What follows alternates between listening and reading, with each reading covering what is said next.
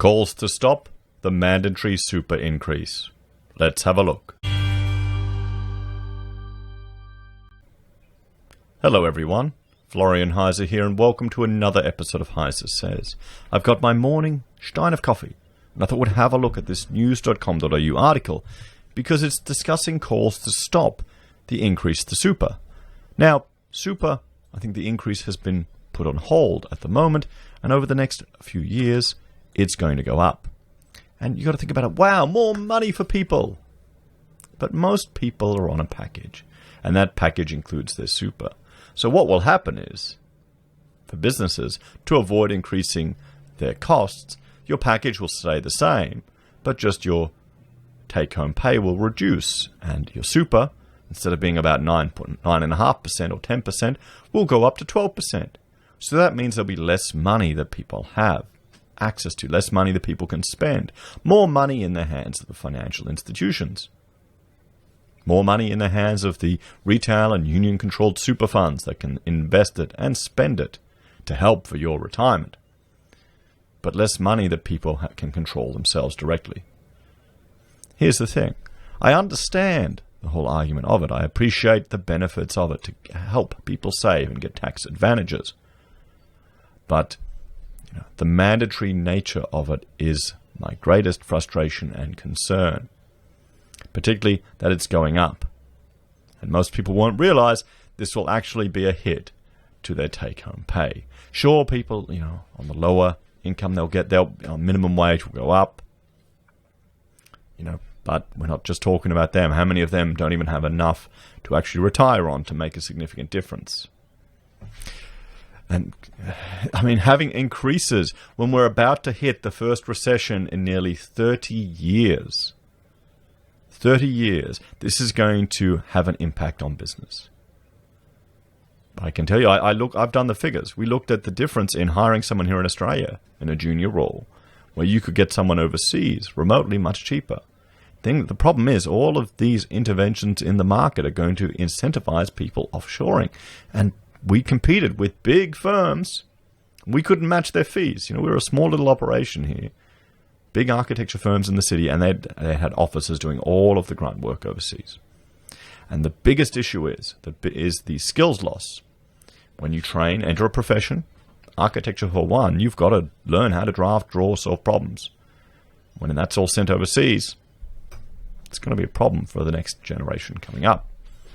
So let's have a look at this. Let's have a look. Coalition ministers have been slammed for wanting to force more people to retire in poverty after calling for an increase to be delayed. Okay, look at how that's framed. Matt, what the hell are you doing here, mate? Slammed for force. No one forces you to retire in poverty.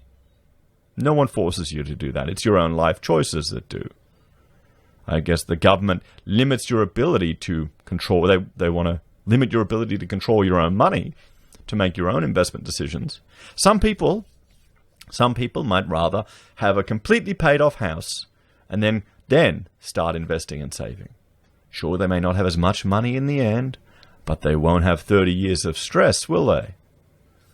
And, I think that will have some health benefits. Just might.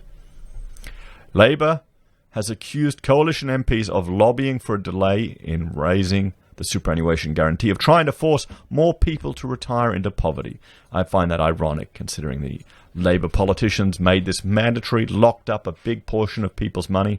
And all the boomers in the 80s that bought their property, they weren't forced to have 10% of their cash set aside, were they? When they could get their deposits together for their homes. Almost a dozen backbenchers have called for the government to delay the legislated rise from 9.5% to 12% because of the pandemic-induced economic crisis. And you may think, it's not that much, but to a business, it's a big hit. So most of them, I would be shocked if businesses weren't going, no, sorry, your overall package isn't changing, we can't afford it, because most people will be above the award, okay? Seriously, professionals, most people out there will be above the award. Your package isn't changing, so we're just, now more is going into super. Congratulations, you're paying less tax on it. Oh, sorry, your take-home pay is less. You won't be able to service your mortgages easily. Oh, well, call your politicians. They think you don't have the intellectual capacity to manage your own money.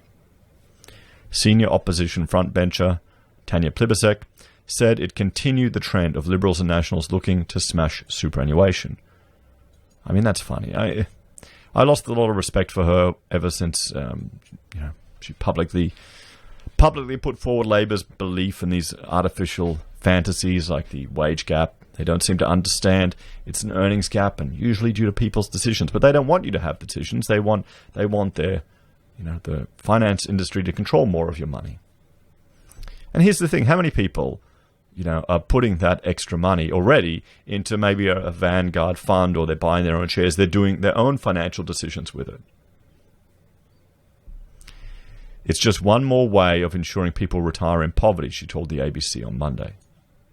Ms. Plibersek criticised the government for allowing people to access retirement savings early for discretionary spending as part of the pandemic support plan.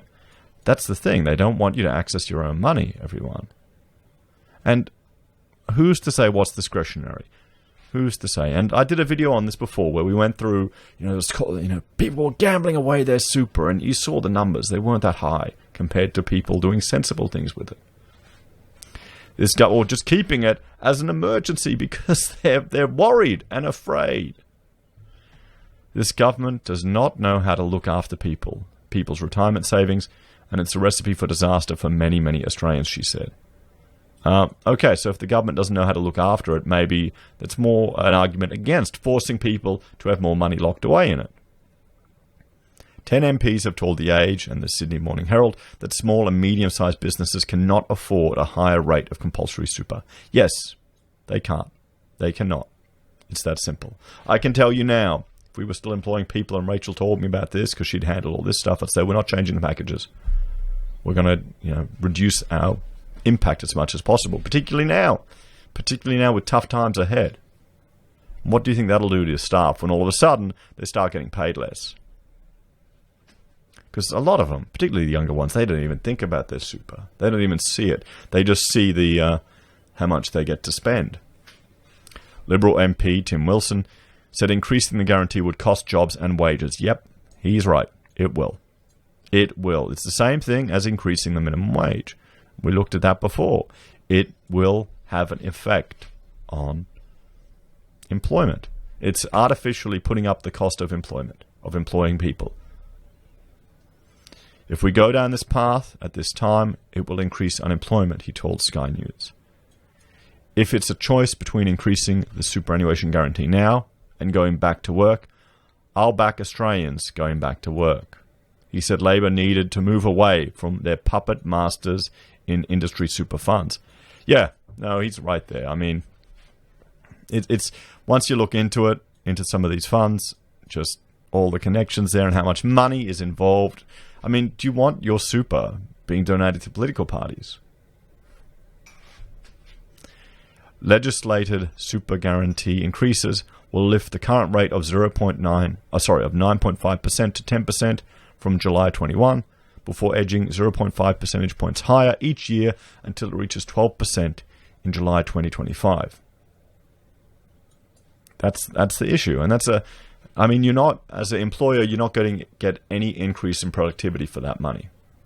It's not like a bonus. It's not going to be the same effect. Normally, at the end of if staff work well, normally you give them a bonus, or you say thank you, or here's a pay rise. Nothing's nicer than saying you've done really well this year, we're really happy with you, here's a pay rise. That's a really good feeling as an employer, being able to do that. If money's coming in and business is going good and times are good. People really like that. People really like that. And it's fun doing it. It really is. It's much more fun than having to fire people. But this is gonna affect the ability for businesses to employ Australians. It's just that simple. So early access to super mistake. Almost 500,000 Australians are risking their financial future as the government prepares to pay out $3.8 billion in superannuation. Australians who have taken a haircut due to the pandemic have been able to apply for the early release of their super from April 20.